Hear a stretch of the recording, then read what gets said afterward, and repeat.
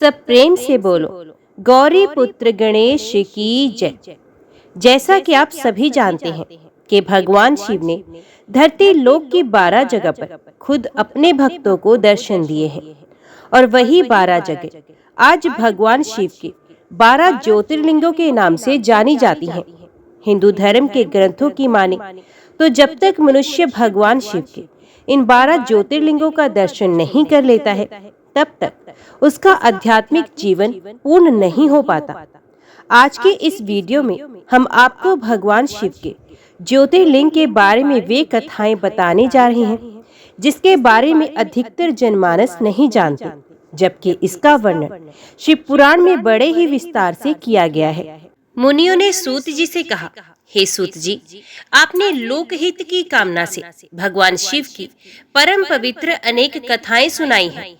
शिव जी के महात्म्य की कथा रूपी अमृत का पान करते करते भला कौन सा पुरुष तृप्त हो सकता है। मुने, आप इस जगत के मंगल के लिए पृथ्वी के तीर्थ स्थानों में श्रेष्ठ व प्रसिद्ध शिवलिंगों की कथा का वर्णन कीजिए। मुनियों के प्रश्नों को सुनकर महाज्ञानी सूत जी बोले, हे ऋषियों, आपने संसार के हित की कामना से बड़ा ही सुंदर प्रश्न किया है। आपकी भगवान शिव में अगाध भक्ति और उनकी कथा में महान रुचि है। आपकी इच्छा के अनुसार मैं आपको शिव जी की उत्तम कथा सुनाता हूँ। भगवान शिव के लिंगों की गणना तो असंभव है। उनके असंख्य लिंग पूरे ब्रह्मांड में फैले हुए हैं। अब मैं आपको उनके मुख्य लिंगों की कथा सुनाता हूँ। सौराष्ट्र में सोमनाथ जी, श्रीशैल में मल्लिकार्जुन, उज्जैन में महाकालेश्वर, ओंकार जी में परमेश्वर, हिमालय पर्वत पर केदार, डाकिनी देश में भीमशंकर, काशी में विश्वनाथ जी, गोमती नदी के तट पर त्र्यंबकेश्वर, सेतु बंध में रामेश्वर एवं शिवालय में घुष्मेश्वर नामक 12 ज्योतिर्लिंग विद्यमान है। जो मनुष्य प्रातः उठकर इन 12 ज्योतिर्लिंगों का स्मरण कर पूजा व उपासना करता है, उसके सभी पाप नष्ट हो जाते हैं और सभी कामनाएं एवं मनोरथ सिद्ध हो जाते हैं। इन ज्योतिर्लिंगों पर चढ़ा हुआ नैवेद्य का प्रसाद ग्रहण करने से मनुष्यों के सभी पाप नष्ट हो जाते हैं तथा समस्त भोगों को भोगकर वे मोक्ष को प्राप्त होता है। निम्न जाति का कोई व्यक्ति यदि किसी लिंग का दर्शन कर ले तो वे उच्च कुल में जन्म लेता है। इन 12 ज्योतिर्लिंगों की महिमा का वर्णन स्वयं ब्रह्मा जी, श्री हरि विष्णु तथा अन्य देवता भी नहीं कर सकते। हे ऋषियों, अब मैं आपको सोमनाथ नामक ज्योतिर्लिंग की महिमा के बारे में बताता हूँ।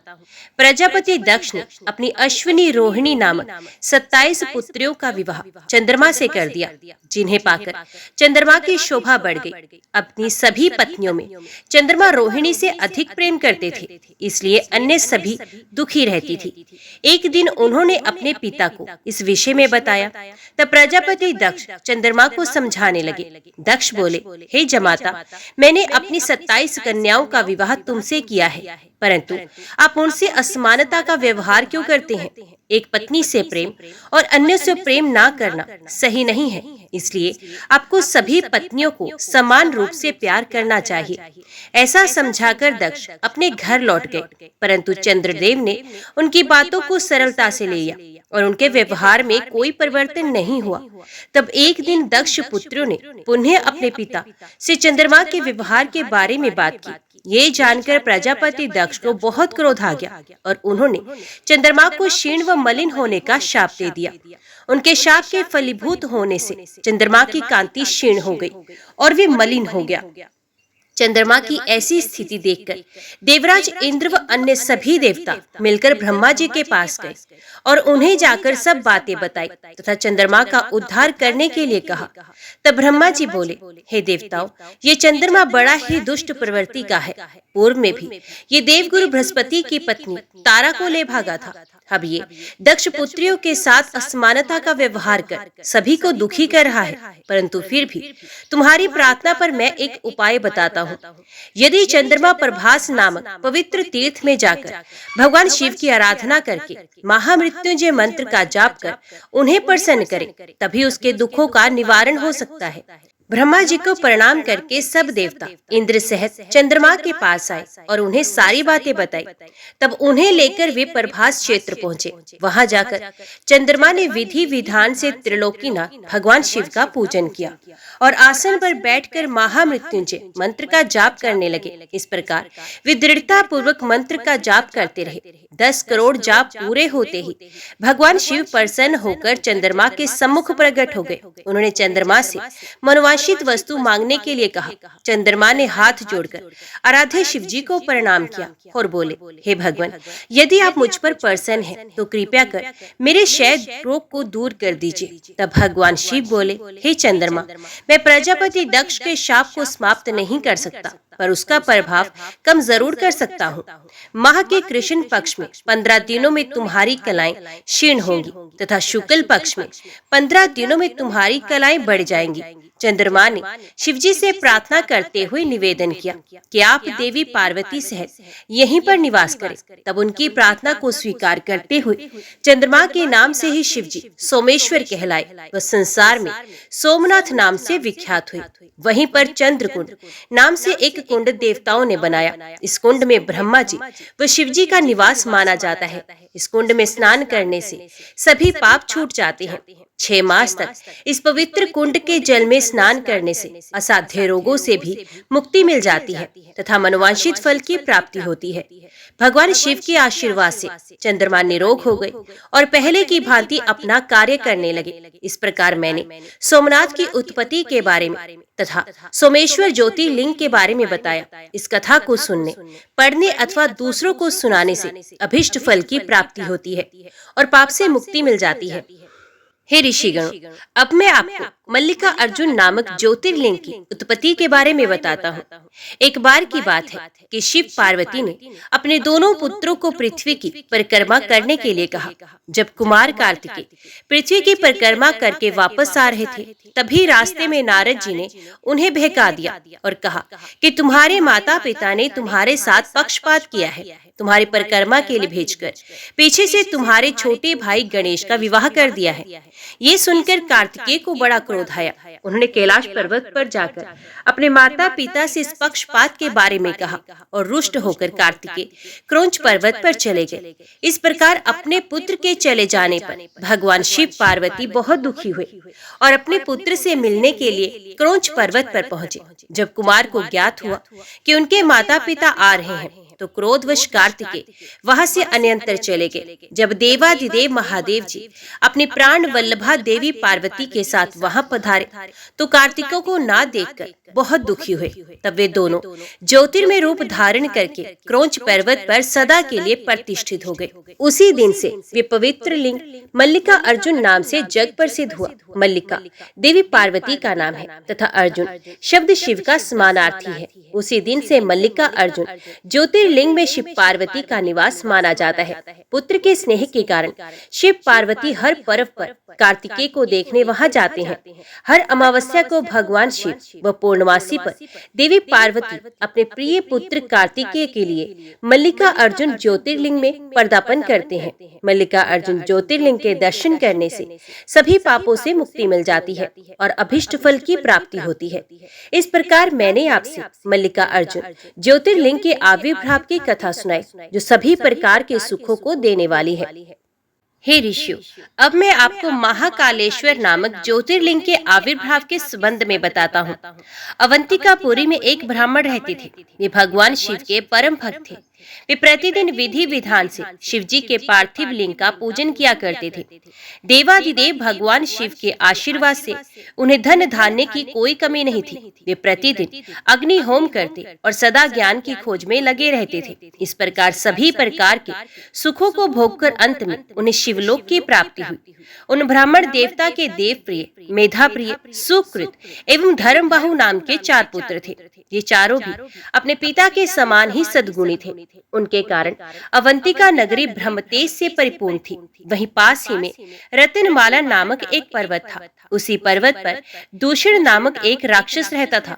उसने घोर तपस्या करके ब्रह्मा जी को प्रसन्न कर लिया था। ब्रह्मा जी से इच्छित वर पाकर वे दुष्ट धर्म का शत्रु बन गया था। वे धर्म का नाश कर देना चाहता था। अपने अथाह बल और पराक्रम से उसने सभी देवताओं, मनुष्यों और तीनों लोकों के जीवों को अपने अधीन कर लिया था। वे ब्राह्मणों एवं सदाचारियों पर आक्रमण करके उन्हें अनेक प्रकार से दंडित करता था। एक दिन दूषण नामक वे दैत्य अपनी सेना को साथ लेकर अवंतिकापुरी पहुंच गया। वहां उसने अपने दैत्य सैनिकों को आज्ञा दी कि जो भी ब्राह्मण मेरी आज्ञा को ना माने उसे दंड दो। आज्ञा पाकर वे दैत्य नगरी में उपद्रव करने लगे। सारी जनता हाहाकार करने लगी। वे लोग उन ब्राह्मण कुमारों के पास आए और उन्हें सारी बातें बताई। वे ब्राह्मण कहने लगे कि इस जगत का कल्याण करने वाले और अपने भक्तों की सदा रक्षा करने वाले भगवान शिव हैं, इसलिए हमें उन्हें ही प्रसन्न करना चाहिए।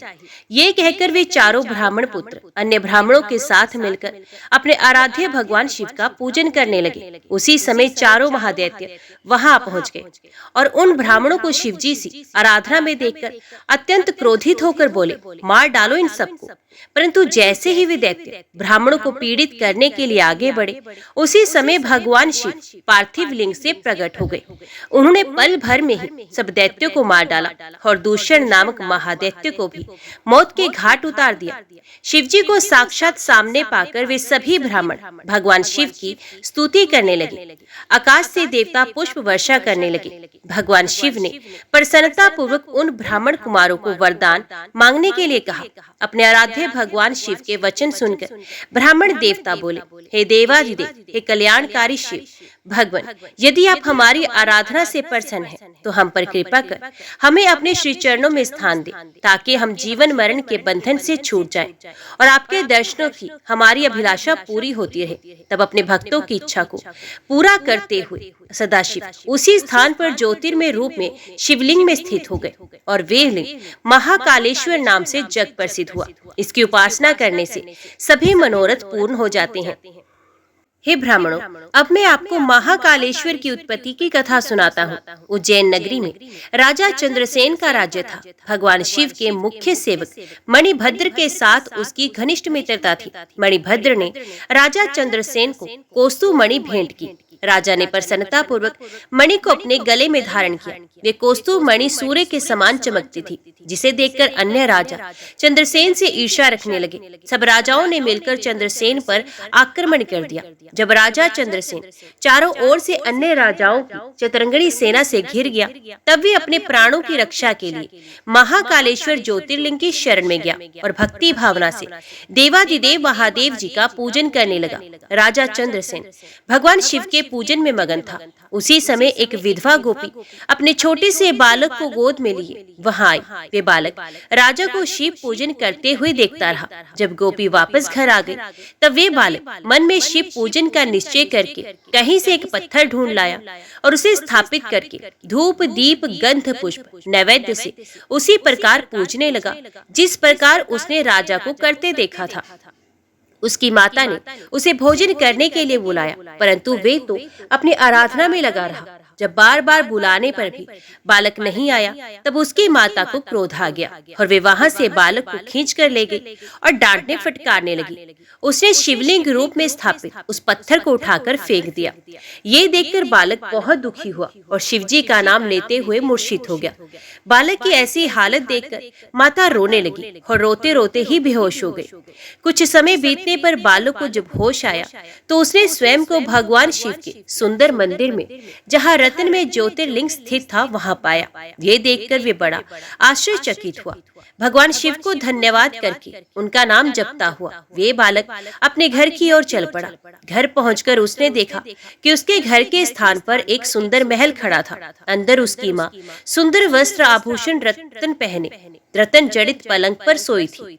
उसने अपनी माता को जगाया। सब कुछ जानकर वे अत्यंत प्रसन्न हो गए। दूसरी ओर जब राजा चंद्रसेन का पूजन समाप्त हुआ, तो उसे सब कुछ ज्ञात हुआ। राजा अपने मंत्रियों को साथ लेकर गोपी के पास पहुंचा। वहां उन्होंने उत्सव किया। शीघ्र ही ये समाचार पूरे नगर में फैल गया। जब चंद्रसेन के शत्रुओं को ये बात पता चली कि उसकी नगरी पर भगवान शिव की विशेष कृपा है, तब उनके शत्रुओं को ये समझ में आ गया कि राजा चंद्रसेन महाकालेश्वर का परम भक्त है, इसलिए हम उसे कभी नहीं जीत सकते। वे सब राजा चंद्रसेन से मित्रता करने हेतु उस गोपी के घर चले गए। वहां पहुंचकर उन्होंने शिव जी का पूजन किया और राजा से मित्रता कर ली। तभी वहां हनुमान जी ने प्रत्यक्ष दर्शन दिए। हनुमान जी को सामने पाकर सबने हाथ जोड़कर उन्हें प्रणाम किया। हनुमान जी ने उस बालक को गले लगाया और बोले, इस संसार का कल्याण करने वाले भगवान शिव हैं। वे भक्त वत्सल हैं और सदा ही अपने भक्तों पर कृपा दृष्टि रखते हैं। इस बालक ने सच्चे मन से शिव जी की स्तुति की है, जिससे प्रसन्न होकर शिव जी ने इसके सभी दुखों को दूर किया है। इस लोक में सभी सुखों को भोगकर इसे मोक्ष की प्राप्ति होगी। ये 8वां महायज्ञ पुरुष होगा और नंद नाम से जाना जाएगा। भगवान विष्णु जब कृष्ण का अवतार लेंगे तो इसी के घर में निवास करेंगे। ये कहकर वे अंतर ध्यान हो गए। तत्पश्चात सब राजा विदा लेकर अपने अपने नगर चले गए। राजा चंद्रसेन विधि पूर्वक महाकालेश्वर का पूजन करने लगे और इस लोक में सभी सुखों को भोगकर अंत में मोक्ष पद को प्राप्त हुए। हे विप्रगण, प्राचीन काल में श्री नारद जी ने गोकर्ण क्षेत्र में भगवान शिव का पूजन किया था। फिर वे विंध्याचल पर्वत पर गए। विंध्याचल ने उनका आदर सत्कार किया और उन्हें उत्तम आसन पर बैठाया। स्वयं भी वे नारद जी के पास बैठ गया। तब नारद जी कहने लगे, विंध्याचल, तुम निश्चय ही महाबलशाली और विशाल हो। सभी पर्वत तुम में व्याप्त है, परंतु सुमेरु पर्वत का अपना अलग अस्तित्व व पहचान है। यद्यपि तुम्हें सभी गुण विद्यमान है, परंतु फिर भी सुमेरु की बराबरी तुम नहीं कर सकते। नारद जी के वचन सुनकर विंध्याचल पर्वत को बहुत दुख हुआ। वे सोचने लगा, मेरा जीवन तो व्यर्थ है। जब मैं किसी के कोई काम ही नहीं आता तो मुझे अपने जीवन को सुधारना चाहिए। ये विचार कर वे भगवान शिव की शरण में गया। विंध्याचल में ओंकारेश्वर जाकर वही समीप में भगवान शिव का पार्थिव लिंग स्थापित किया और विधि विधान से भक्ति पूर्वक उसके नियमित आराधना करने लगा। वे घंटों शिव जी के चरणार विंदों के ध्यान में मगन रहता। इस प्रकार उसे शिव जी का ध्यान और तप करते हुए बहुत समय बीत गया। एक दिन उसकी तपस्या से प्रसन्न होकर देवादिदेव भगवान शिव ने उसे साक्षात दर्शन दिए तथा उसकी कामना जाननी चाहिए। शिव बोले, विंध्याचल, मैं तुम्हारी भक्ति भावना से प्रसन्न हूँ, वर मांगो। भगवान शिव के निर्मल वचनों को सुनकर विंध्याचल की खुशी का कोई ठिकाना न रहा। उसने अपने आराध्य देव की स्तुति आरंभ कर दी। फिर बोला, हे कल्याणकारी भगवान शिव, यदि आप प्रसन्न हैं तो कृपया कर मेरी बुद्धि को शुद्ध करें और मुझे श्रेष्ठ विचार प्रदान करें। भगवत, आप यहीं पर निवास कर इस जगत का कल्याण करें। तब विंध्याचल की मनोकामना को पूरा करते हुए भगवान शिव ने उनके इच्छित वर को प्रदान किया और स्वयं विंध्याचल द्वारा स्थापित लिंग में ज्योतिर्मय रूप में विराजमान हो गए। ये ज्योतिर्लिंग परमेश्वर नाम से प्रसिद्ध हुआ। ओंकारेश्वर व परमेश्वर नामक शिव ज्योतिर्लिंग अलग अलग होते हुए भी एक है। ये अपने भक्तों को भीष्ट फल प्रदान करने वाले तथा उन्हें मोक्ष देने वाले हैं। इस प्रकार अपने भक्त विंध्याचल पर अपनी कृपा दृष्टि कर शिवजी अंतर्ध्यान हो गए। ऋषियों, इस प्रकार मैंने आपसे ओंकारेश्वर नामक शिवलिंग की महिमा का वर्णन किया। हे ऋषिगणों, भगवान विष्णु के नर नारायण नामक अवतार ने बद्री का आश्रम में तपस्या करना आरंभ किया। तब अपने उन दोनों श्रेष्ठ भक्तों की इच्छा पूर्ण करने हेतु भगवान शिव पार्थिव लिंग में उनके पूजन को ग्रहण करने के लिए आते थे। इस प्रकार नर नारायण को भगवान शिव का पूजन करते करते बहुत समय बीत गया। इससे उनकी भक्ति भावना दिन प्रतिदिन प्रबल होती गई और वे शिवजी को प्रसन्न करने हेतु उनका पूजन करते रहे। उनकी उत्तम तपस्या से प्रसन्न होकर भगवान शिव उनके समक्ष प्रकट हो गए और बोले, हे नर नारायण, मैं तुम्हारी आराधना से बहुत प्रसन्न हूँ, तुम मुझसे वर मांगो। भगवान शिव के वचन सुनकर नर नारायण बहुत प्रसन्न हुए और भक्त वत्सल कल्याणकारी शिव को प्रणाम करते हुए बोले, हे देवेश्वर, यदि आप हम पर प्रसन्न हैं तो हमारी प्रार्थना से आप साक्षात रूप में यहाँ सदा विराजमान रहे। उन दोनों के अनुरोध पर देवादिदेव महादेव जी हिमालय के केदार नामक उस तीर्थ में ज्योतिर्लिंग रूप में स्थित हो गए और वे ज्योतिर्मय लिंग संसार में केदारेश्वर नाम से प्रसिद्ध हुआ। ये लिंग दुख और भय का नाश करने वाला है। इसके दर्शनों से अभिष्ट फल की प्राप्ति होती है। कहते हैं कि जो भक्त शिवलिंग के निकट शिव के रूप में अंकित वल्य पर कंकड़ या कड़ा चढ़ाता है, उसे उनके वल्य रूप के दर्शन होते हैं तथा सारे पाप नष्ट हो जाते हैं। केदार तीर्थ का दर्शन कर केदारेश्वर लिंग का पूजन करने एवं वहां का जल पीने के पश्चात मनुष्य जीवन मरण के चक्र से छूट जाता है और मोक्ष को प्राप्त करता है। इस प्रकार मैंने आपसे केदारेश्वर ज्योतिर्मय लिंग की महिमा का वर्णन किया। सूत जी बोले, हे ऋषि, पूर्व काल में भीम नाम का एक बलशाली राक्षस हुआ था, जो कि रावण के भाई कुंभकर्ण और करकटी राक्षसी का पुत्र था। वे करकटी अपने पुत्र भीम के साथ सैन्य पर्वत पर रहती थी। एक बार भीम ने अपनी माता से पूछा, माता जी, मेरे पिताजी कौन हैं और कहाँ हैं? हम इस प्रकार यहाँ अकेले क्यों रह रहे हैं? अपने पुत्र के प्रश्न का उत्तर देते हुए करकटी बोली, पुत्र भीम, तुम्हारे पिता रावण के छोटे भाई कुंभकर्ण थे। पूर्व में मैं विराट राक्षस की पत्नी थी, जिसे श्री राम ने मार डाला था। फिर मैं अपने माता पिता के साथ रहने लगी। एक दिन जब मेरे पिता माता अगस्त्य ऋषि के आश्रम में एक मुनि का भोजन खा रहे थे, तब मुनि ने शाप द्वारा उन्हें भस्म कर दिया था। मैं पुनः अकेली रह गई। तब मैं इस पर्वत पर आकर रहने लगी। यहीं पर मेरी कुंभकर्ण से भेंट हुई थी और हमने विवाह कर लिया। उसी समय श्री राम ने लंका पर आक्रमण कर दिया और तुम्हारे पिता को वापस जाना पड़ा। तब श्री राम ने युद्ध में उनका वध कर दिया। अपनी माता के वचन सुनकर भीम को भगवान विष्णु से द्वेष उत्पन्न हो गया और उससे बदला लेने के लिए उसने ठान ली। वे ब्रह्मा जी को प्रसन्न करने के लिए कठोर तपस्या करने लगा। उसकी घोर तपस्या से अग्नि प्रज्वलित हो गई, जिससे सभी जीव दग्ध होने लगे। तब ब्रह्मा जी उसे वर देने के लिए गए। ब्रह्मा जी ने उसके सामने प्रकट होकर वरदान मांगने के लिए कहा। तब भीम बोला, हे पितामह, यदि आप मुझ पर प्रसन्न हैं, तो मुझे महाबली होने का वर प्रदान करें। तब तथास्तु कहकर ब्रह्मा जी वहां से अंतर्ध्यान हो गए। वर प्राप्त करने के बाद प्रसन्न होकर भीम अपनी माता के पास आया और बोला, माता, मैं शीघ्र ही विष्णु से अपने पिता कुंभकर्ण के वध का बदला लूंगा। ये कहकर भीम वहां से चला गया। उसने देवताओं से भयानक युद्ध किया और उन्हें हराकर स्वर्ग का अधिकार स्थापित कर लिया। फिर उसने कामरूप देश के राजा से युद्ध करना आरंभ कर दिया। उसे जीतकर कैद कर लिया और उसके खजाने पर अपना अधिकार स्थापित कर लिया। राजा दुखी था। उसने जेल में ही पार्थिव लिंग बनाकर शिवजी का पूजन करना शुरू कर दिया और विधि पूर्वक ओम नमः शिवाय मंत्र का जाप करने लगा। दूसरी ओर राजा की पत्नी भी अपने पति को पुनः वापस पाने के लिए भगवान शिव की आराधना करने लगी। इधर भीम नामक राक्षस से दुखी सभी देवता भगवान विष्णु की शरण में पहुंचे। तब विष्णु जी ने सब देवताओं को साथ लेकर महाकेशी नदी के तट पर शिवजी के पार्थिव लिंग की विधि विधान से स्थापना कर उसकी स्तुति आराधना की। भगवान शिव उनकी उत्तम आराधना से प्रसन्न होकर वहां प्रकट हुए। शिवजी बोले, हे देवताओं, मैं तुम्हारी स्तुति से प्रसन्न हूँ, मांगो, क्या मांगना चाहते हो? शिवजी के वचन सुनकर देवता सहर्ष बोले कि भगवान भीम नामक उस असुर ने सभी देवताओं को दुखी कर रखा है। आप उसका वध करके हमें उसकी दुष्टता से मुक्ति दिलाए। देवताओं को इच्छित वर प्रदान कर शिवजी वहां से अंतर्ध्यान हो गए। देवता बहुत प्रसन्न हुए और जाकर राजा को भी सूचना दी कि भगवान जल्दी ही तुम्हारे शत्रु भीम का नाश कर तुम्हें मुक्ति दिलाएंगे। इधर जब दानव भीम को यह ज्ञात हुआ कि राजा कैद खाने में कोई अनुष्ठान कर रहा है, तब वे क्रोधित होकर जेल खाने में पहुंचा। भीम राजा से बोला, हे दुष्ट, तू मुझे मारने के लिए कैसा अनुष्ठान कर रहा है, बता, अन्यथा मैं अपनी इस तलवार से तेरे टुकड़े टुकड़े कर दूंगा। इस प्रकार भीम और उसके अन्य राक्षस सैनिक राजा को धमकाने लगे।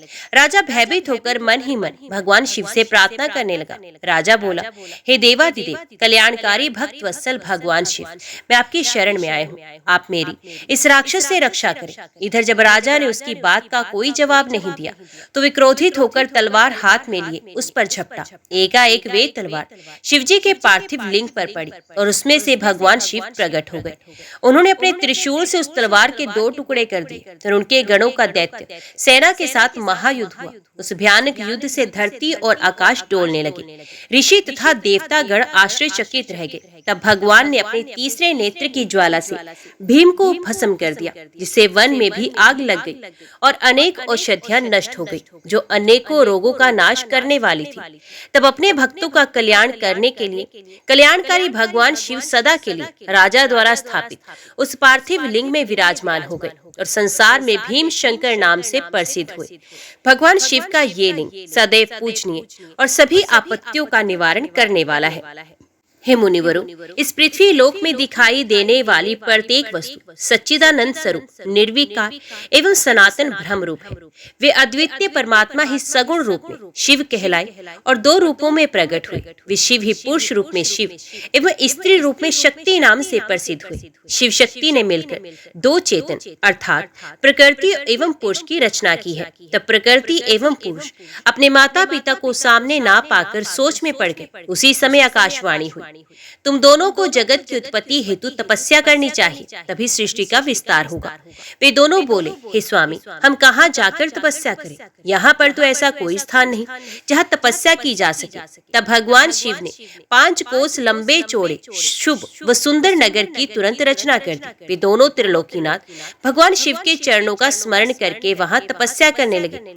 उन्हें इस प्रकार तपस्या करते करते बहुत समय बीत गया। उनकी कठिन तपस्या के कारण उनके शरीर से पसीने की बूंदें निकली। उन श्वेत जल की बूंदों को गिरता हुआ देखकर भगवान श्री हरि विष्णु ने अपना सिर हिलाया। तभी उनके कान से एक मणि गिरी तथा वे स्थान मणिकर्णिका नाम से प्रसिद्ध हो गया। जब उनके शरीर से निकली जल राशि से वे नगरी बहने लगी, तब कल्याणकारी भगवान शिव ने अपने त्रिशूल की नोक पर उसे रोक लिया।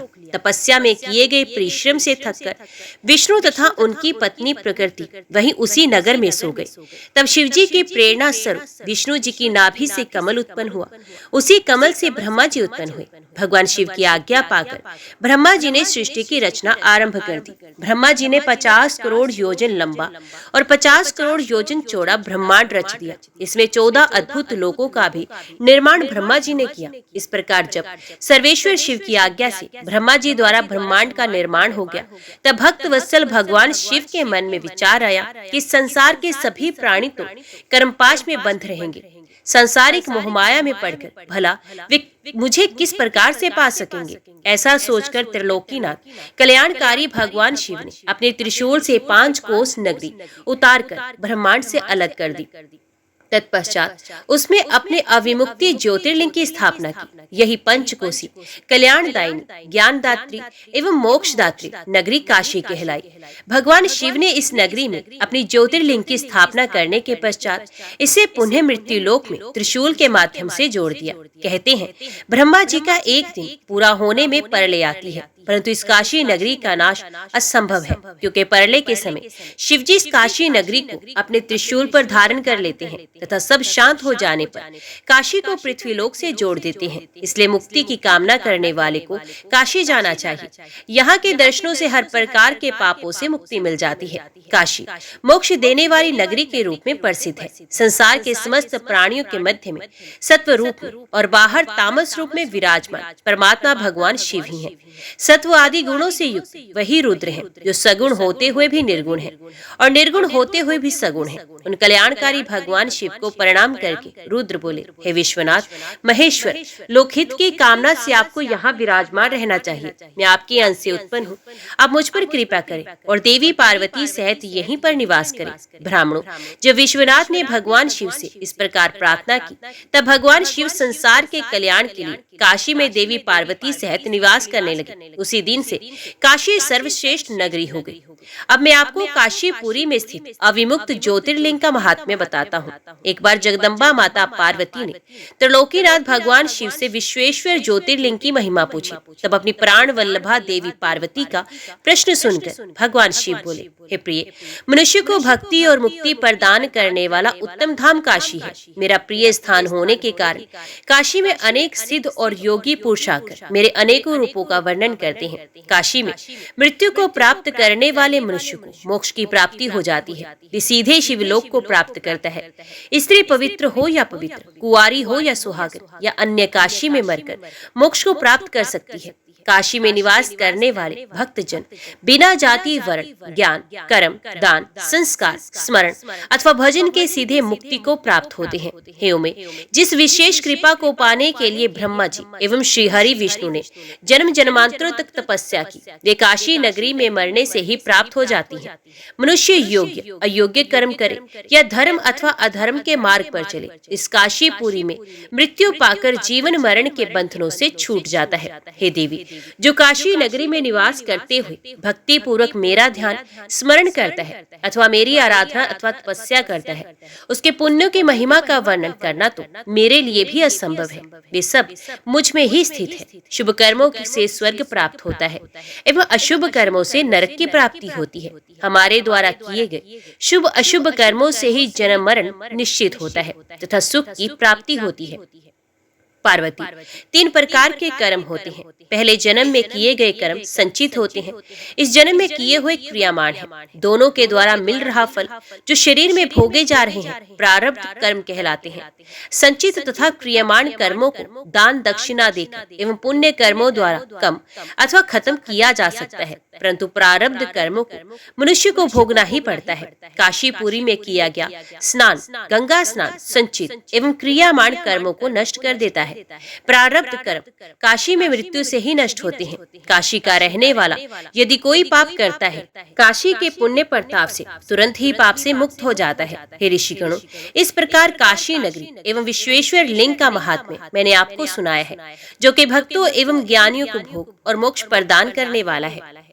हे ब्राह्मणों, अब मैं वैद्यनाथेश्वर ज्योतिर्लिंग का पापहारी महात्म्य बताता हूँ। एक बार लंकापति रावण ने भगवान शिव को प्रसन्न करने के लिए उनकी भक्ति भावना से आराधना की। रावण ने कैलाश पर्वत पर शिव जी की बहुत तपस्या की, परंतु भगवान शिव प्रसन्न नहीं हुए। तब रावण पास में स्थित वन में चला गया और वहाँ एक बड़ा सा खड्डा खोदकर उसमें अग्नि प्रज्वलित की। वहीं पास में उसने शिवजी की प्रतिमा स्थापित की। फिर उसने त्रिलोकीनाथ को प्रसन्न करने हेतु कठोर तपस्या करना शुरू कर दिया। गर्मी में 5 ओर अग्नि से घिरकर, तो वर्षा में खुले आसमान के नीचे, सर्दियों में जल के भीतर खड़े रहकर कठिन तपस्या की, फिर भी शिवजी प्रसन्न नहीं हुए। तब राक्षस राज रावण ने अग्नि में अपने सर को काटकर भेंट करना शुरू कर दिया। इस तरह एक एक करके रावण ने अपने 9 सिर अग्नि को भेंट कर दिए, परंतु जब 10वीं बार रावण अपना सर चढ़ाने को उन्मुख हुआ तो शिवजी प्रकट हो गए। शिवजी के साक्षात दर्शन पाकर रावण बहुत प्रसन्न हुआ और उनकी अनेकों प्रकार से स्तुति करने लगा। तब शिवजी बोले, हे राक्षस राज, मांगो, क्या मांगना चाहते हो? राक्षस राज रावण बोला, हे देवाधिदेव महादेव जी, मैं आपको नमस्कार करता हूँ। भगवान, यदि आप मेरी तपस्या से संतुष्ट हुए हैं तो मुझ पर कृपा कर मेरे साथ लंका चलकर रहें और मेरे आतिथ्य को स्वीकार करें। प्रभु, मैं आपके शरण में आया हूँ, कृपया कर मेरे मनोरथों को पूर्ण कीजिए। रावण के वचन सुनकर शिवजी आश्चर्य में पड़ गए। तब उन्होंने सर्वप्रथम रावण को पूर्व की भांति निरोग किया और उसे अतुल बल प्रदान किया। तत्पश्चात उन्होंने रावण को अपना ज्योतिर्मय लिंग प्रदान किया और कहा, मैं शिवलिंग में ज्योतिर्मय रूप में स्थित हूँ, इसलिए तुम इसे अपने स्थान पर ले जाओ, पर एक बात का ध्यान रखना कि इसे रास्ते में कहीं भी भूमि पर ना रखना, अन्यथा तुम इसे आगे नहीं ले जा सकोगे और ये वहीं पर स्थित हो जाएगा। तब भगवान शिव का आशीर्वाद एवं शिवलिंग लेकर राक्षस राज रावण वहां से अपने घर लंका की ओर चल दिया। रास्ते में शिवजी की माया से रावण को लघु शंका की इच्छा हुई और वे शिवलिंग एक ग्वाली को पकड़ाकर चला गया। ग्वाली ने थोड़ी देर तक वे शिवलिंग पकड़े रखा, परंतु अधिक भारी होने के कारण उसने लिंग को जमीन पर रख दिया। फिर तो वे शिवलिंग पर वहीं पर स्थित हो गया। ये संसार में वैद्यनाथेश्वर नाम से प्रसिद्ध हुआ। इसके दर्शनों से सभी अभिष्ट कार्यों की सिद्धि होती है, वो पापों का नाश होता है। ये सत्पुरुषों को भोग और मोक्ष देने वाला है। जब रावण को वापस आने पर यह ज्ञात हुआ कि शिवलिंग वहीं स्थित हो गया है, तो वे दर्शन के पश्चात लंका लौट गया। लंका पहुंचकर रावण ने शिवजी से वर प्राप्ति की सभी बातें अपनी प्रिय मंदोदरी को बताई। उधर जब देवताओं को ज्ञात हुआ कि भगवान शिव के ज्योतिर्लिंग की स्थापना हो गई है, तो सबने वहां आकर विधिवत शिवलिंग का दर्शन व पूजन किया। परंतु रावण के वरदान प्राप्ति के विषय में सुनकर देवता घबरा उठे। तब उन्होंने देवऋषि नारद को लंकापति के पास भेजा। नारद जी रावण रावण के पास गए और बोले, हे राक्षस राज, आपको भगवान शिव ने बलशाली होने का वर प्रदान किया है, परंतु आपने अपने बल की परीक्षा तो की ही नहीं, इसलिए आपको कैलाश पर्वत को हिलाकर अपने बल व पराक्रम की परीक्षा करनी चाहिए। तब रावण कैलाश पर्वत के निकट पहुंचकर उसे उखाड़ने की कोशिश करने लगा, जिससे कैलाश पर्वत डोलने लगा। ये देखकर शिवजी बोले, ये पर्वत क्यों हिल रहा है? तब देवी पार्वती व्यंग्य करती हुई बोली, हे देव, आपके शिष्य अपने गुरु की सेवा कर रहे हैं। ये जानकर के राक्षस राज रावण कैलाश पर्वत को हिला रहा है, महादेव जी को क्रोध आ गया। वे रावण को शाप देते हुए बोले, ए दुर्बुद्धि रावण, तू बल पाकर घमंडी हो गया है और मेरे ही निवास स्थान पर अपने बल का प्रयोग कर रहा है। मैं तुझे शाप देता हूँ कि तेरा घमंड नष्ट हो जाएगा और तेरी इन भुजाओं को काटने वाला पुरुष शीघ्र ही प्रकट होगा। ये सुनकर रावण को कोई दुख नहीं हुआ और वे प्रसन्न मन से लंका लौट आया। उसने मन ही मन त्रिलोक को अपने वश में करने की प्रतिज्ञा ले ली। मैंने आपको वैद्यनाथेश्वर नामक शिवलिंग का महात्म्य सुनाया, जो कि मनुष्यों के समस्त पापों का नाश करने वाला तथा शिवलोक की प्राप्ति कराने वाला है। हे ब्राह्मणों, प्राचीन समय में एक राक्षस था। उसका नाम दारू तथा उसकी पत्नी का नाम दारुका था। वे दोनों पश्चिम में स्थित सुंदर वन में रहा करते थे, जो कि समुद्र से बहुत नजदीक था। वे वन 64 कोस लंबा और चौड़ा था। वहाँ के रहने वाले मनुष्य उन दोनों राक्षस और राक्षसी के अत्याचारों से बहुत दुखी थे। एक दिन ये सभी ऋषि औरव के पास पहुंचे और उन्हें अपना दुख सुनाया तथा प्रार्थना की कि हम आपकी शरण में आए हैं, हमारी रक्षा कीजिए। तब उनकी प्रार्थना सुनकर ऋषि औरव बोले, आप लोग इस प्रकार चिंतित न हो, अधर्मियों का नाश अवश्य ही होता है। उन्हें धैर्य देकर ऋषि ने वहां से भेज दिया। फिर स्वयं तपस्या करने लगे ताकि संसार का कल्याण हो। उधर दानवों से तंग आकर देवताओं ने उन पर आक्रमण कर दिया। देवताओं और दानवों के बीच बड़ा भयानक युद्ध होने लगा। हजारों राक्षसों को देवताओं ने अपने प्रहारों से मार गिराया। राक्षसों को इस प्रकार प्रताड़ित होता देखकर दारुका को अपना वर याद आ गया। उसने राक्षसों से कहा कि आप लोग इस प्रकार भयभीत न हो, मैं आपका भय अवश्य ही दूर करूंगी। ये कहकर दारुका ने राक्षसों की उस नगरी को उठाकर समुद्र के मध्य में स्थित कर दिया। अब सारे राक्षसों को भय से मुक्ति मिल गई। एक दिन दारुका घूमती हुई उन्हें धरती पर आ गई। तब उसने देखा एक डोंगी में बहुत से मनुष्य बैठकर समुद्र की ओर से पृथ्वी पर आ रहे हैं। दारुका ने जाकर राक्षसों को सूचना दी कि असंख्य मनुष्य समुद्र में हैं। राक्षसों ने उन मनुष्यों को पकड़कर अपने जेल खाने में कैद कर लिया। उन मनुष्यों में एक सुप्रिय नामक बनिया भी था, जो भगवान शिव का परम भक्त था। उसने कारावास में भगवान शिव का पार्थिव लिंग स्थापित किया और उसकी विधि पूर्वक आराधना करना आरंभ कर दिया। उसे शिवजी का पूजन करते देखकर अन्य मनुष्य भी उसके साथ शिवजी की आराधना करने लगे। उन्हें भगवान शिव की पूजा करते करते काफी समय व्यतीत हो गया। राक्षस उन्हें हैरानी से देखते, पर उनकी समझ में नहीं आता कि वे किसकी पूजा कर रहे हैं। एक दिन सुप्रिय को भगवान शिव का पूजन करते हुए दारुक के किसी दूत ने देख लिया और जाकर दारुक को बता दिया। ये जानकर दुष्ट दारुक जेल में गया और सुप्रिय से बोला, बनिए, सच बता कि तू किस देवता की पूजा कर रहा है, अन्यथा मैं तुम्हें मार डालूंगा। बहुत पूछने पर भी जब सुप्रिय ने कुछ नहीं बताया, तब क्रोधित होकर राक्षस राज दारुक ने उस बनिए को मारने की आज्ञा दे दी। वे परम शिव भक्त हाथ जोड़े आंखें मूंद कर अपने आराध्य भगवान शिव का ध्यान कर उनसे मन में रक्षा करने की प्रार्थना करने लगा। भक्त वत्सल भगवान शिव अपने भक्त की पुकार सुनकर तुरंत वहां प्रकट हो गए। अपने भक्त की ओर बढ़ते उन राक्षसों को देखकर भगवान शिव ने पाशुपत अस्त्र उठा लिया और उन राक्षसों का एक पल में ही नाश कर दिया। राक्षसों का नाश करने के बाद भगवान शिव बोले, हे सुप्रिय, आज से ये वन राक्षसों से मुक्त हुआ। अब तुम सब सदा के लिए निर्भय हो जाओ। अब इस वन में धर्म के मार्ग पर चलने वाले ब्राह्मण, क्षत्रिय, वैश्य, शूद्र आदि ही निवास करेंगे। इन्हीं के साथ मेरे परम भक्त भी इस वन की शोभा बढ़ाएंगे। उधर दूसरी ओर दारुका राक्षसी देवी पार्वती की स्तुति करने लगी। उसने देवी को प्रसन्न कर लिया और प्रार्थना की कि हे माता, आप मेरे वंश एवं कुल की रक्षा कीजिए। तब देवी पार्वती दारुका के वचनों को सुनकर भगवान शिव से बोली, हे नाथ, आपकी कही ये बात युग के अंत में सच हो, इससे पूर्व तामसी सृष्टि भी रहे, ये मेरा विचार है। भगवान मेरी बात को पूरा करिए। दारुका मेरी ही शक्ति है, इसलिए उसकी रक्षा करना मेरा धर्म है। यहाँ पर दारुका का ही राज्य होगा। देवी पार्वती के इन वचनों को सुनकर भगवान शिव बोले, हे प्रिय, आपकी इच्छा अवश्य ही पूरी होगी, परंतु अपने भक्तों की रक्षा के लिए मैं यहीं पर स्थित रहूंगा, ताकि कोई भी उनकी जाति और धर्म के विरुद्ध कोई आचरण न कर सके। जो मनुष्य धर्म के मार्ग का अनुसरण करते हुए भक्ति भावना के साथ प्रेम पूर्वक मेरा दर्शन करेगा, ये चक्रवर्ती राजा हो जाएगा। कलयुग के अंत में और सतयुग के आरंभ में महासेन का पुत्र वीर सेन राजाओं का भी राजा होगा, और जब वे यहाँ आकर मेरे दर्शन करेगा तो वे चक्रवर्ती सम्राट बन जाएगा। ये कहकर भगवान शिव और देवी पार्वती वहां ज्योतिर्मय रूप में पार्थिव लिंग में स्थित हो गए। त्रिलोकीनाथ भगवान शिव नागेश्वर नाम से, देवी पार्वती नागेश्वरी नाम से प्रसिद्ध हुए। भगवान शिव पार्वती अनेक प्रकार की लीलाएं करते हुए वहां स्थित हो गए। ये नागेश्वर ज्योतिर्लिंग तीनों लोगों का कल्याण करने वाला एवं सभी कामनाओं को पूरा करने वाला है। नागेश्वर ज्योतिर्लिंग के प्रादुर्भाव की कथा सुनने या पढ़ने से महापातकों का नाश हो जाता है। कथा संपूर्ण मनोरथों को पूरा करने वाली है। हे ऋषियों, अब मैं आपको रामेश्वर शिवलिंग की उत्पत्ति की कथा एवं महात्म्य सुनाता हूँ। भगवान श्री हरि विष्णु ने अयोध्या के राजा दशरथ के घर उनके बेटे राम के रूप में अवतार लिया, ताकि वे दुष्ट राक्षस राज रावण का संहार करके पृथ्वी को दुष्टों से मुक्त करा सके। श्री राम का विवाह जनक नंदिनी देवी सीता से हुआ था। अपनी माता कैकेयी के मांगे वरदान के अनुसार वे 14 वर्षों के लिए वनवास गए। एक दिन जब श्री राम व लक्ष्मण कुटिया से बाहर गए, तब रावण ने सीता का हरण कर लिया और उन्हें लंका ले गया। श्री राम अपनी पत्नी की खोज करते हुए अपने भाई लक्ष्मण के साथ किष्किंधा पहुंचे। वहीं पर उनकी मित्रता सुग्रीव से हुई, जिसे उसके भाई बाली ने राज्य से निकाल दिया था। तब श्री राम ने उसकी सहायता की। श्री राम ने बाली को मारकर सुग्रीव को किष्किंधा का राजा बना दिया। सुग्रीव ने श्री राम की पत्नी देवी सीता की खोज के लिए अपनी वानर सेना को चारों ओर तलाश करने के लिए भेजा। वानरों में श्रेष्ठ हनुमान जी ने माता सीता को लंका में ढूंढ लिया और श्री राम का संदेश उन तक पहुंचाया।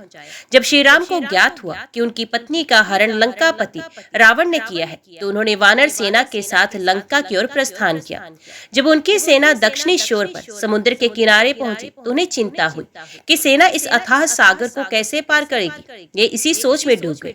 श्री राम को प्यास लगी और उन्होंने पानी मांगा।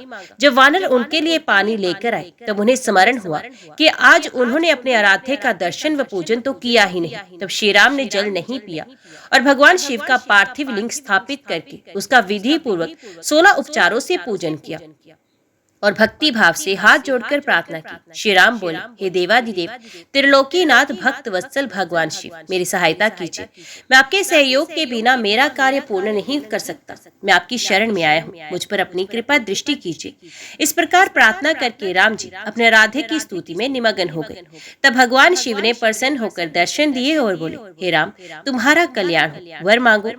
अपने सामने साक्षात त्रिलोकीनाथ शिव को पाकर श्री राम अत्यंत हर्षित हुए और हाथ जोड़कर उनको प्रणाम करते हुए स्तुति करने लगे। उन्होंने शिव जी से युद्ध में विजयी होने का वर मांगा तथा भगवान शिव से जगत के कल्याण हेतु वही निवास करने की प्रार्थना की। श्री राम के वचन सुनकर कल्याणकारी शिव बहुत प्रसन्न हुए और बोले, हे राम, तुम्हारा मंगल हो। युद्ध में तुम्हारी जीत अवश्य होगी, क्योंकि तुम सत्य और धर्म के मार्ग का अनुसरण कर रहे हो। ये कहकर शिव जी श्री राम द्वारा स्थापित उस शिवलिंग के ज्योतिर्मय रूप में स्थित हो गए। उसी दिन से वे लिंग जगत में रामेश्वर नाम से प्रसिद्ध हुआ।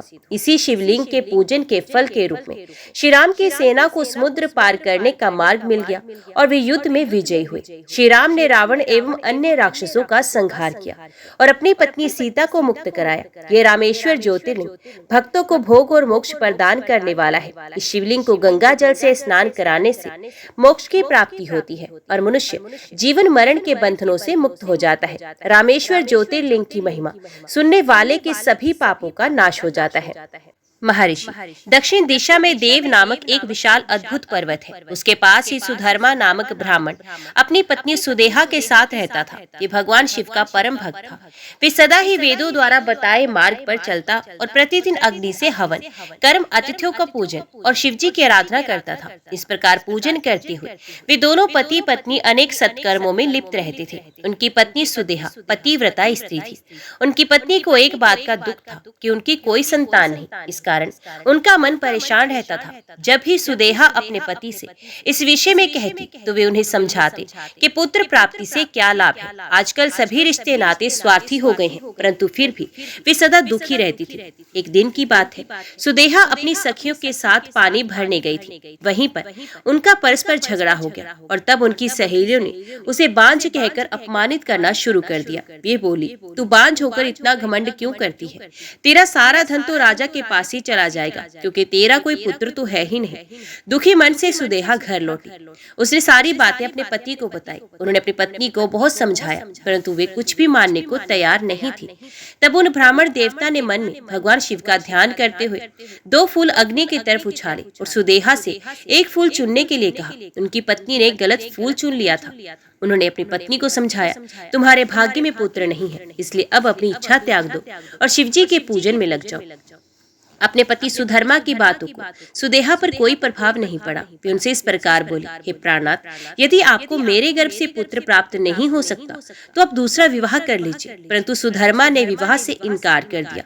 तब सुदेहा अपनी छोटी बहन घुष्मा को अपने घर ले आई और अपने पति से प्रार्थना करने लगी कि वे उससे विवाह कर ले। सुधर्मा ने उससे समझाते हुए कहा, यदि मैंने इससे विवाह कर लिया और इससे पुत्र हो भी गया तो भी तुम दोनों बहनें सोतन बन जाने पर एक दूसरे का विरोध करो और मेरे घर में झगड़ा होता रहेगा। तब सुदेहा बोली, हे प्राणनाथ, भला मैं अपनी बहन का विरोध क्यों करूंगी? अब चिंता त्याग दे और घुष्मा से विवाह कर ले। अपनी पत्नी की प्रार्थना मानकर सुधर्मा ने घुष्मा से विवाह कर लिया। विवाह के पश्चात सुधर्मा ने सुदेहा और घुष्मा से मिलजुल कर रहने एवं आपस में एक दूसरे की बात मानने के लिए कहा। फिर घुष्मा अपने पति सुधर्मा के साथ प्रतिदिन 101 शिव पार्थिव लिंग का षोडशोपचार से पूजन करके तालाब में उनका विसर्जन कर देती। इस प्रकार जब उसने 1 लाख पार्थिव लिंगों का पूजन पूर्ण कर लिया तो शिवजी की कृपा से उसे परम सुंदर गुणवान पुत्र की प्राप्ति हुई। पुत्र पाकर घुष्मा और सुधर्मा बहुत प्रसन्न हुए, परंतु सुदेहा को अपनी बहन से जलन होने लगी। हे मुनिगणों,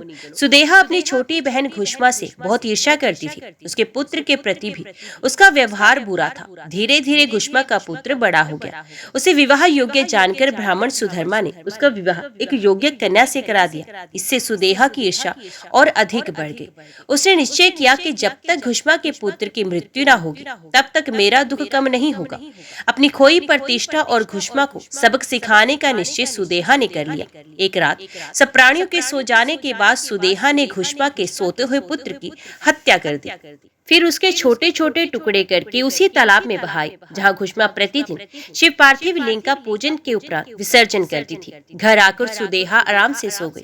प्रातः काल उठकर सुधर्मा भगवान शिव का पूजन करने चले गए। सुदेहा और घुष्मा भी अपने अपने काम में लगे। जब घुष्मा की पुत्र वधु ने अपने पति की चारपाई पर खून और शरीर के अंगों के टुकड़े देखे तो वे अत्यंत व्याकुल हो गई और उसने अपनी सास को सूचित किया।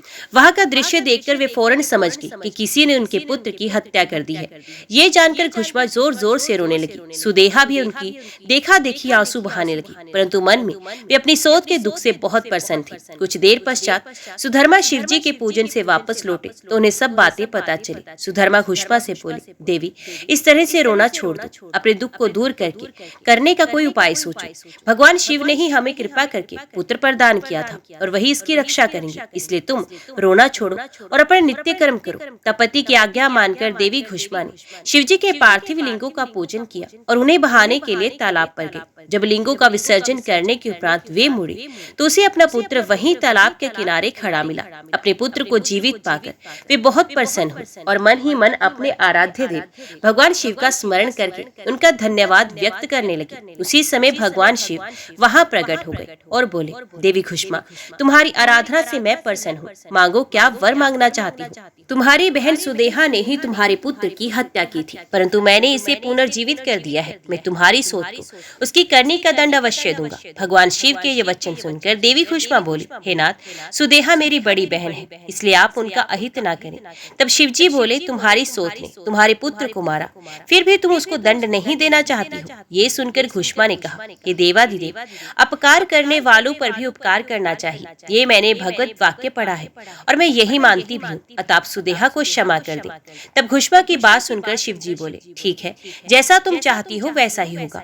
तुम कोई और वर मांगो।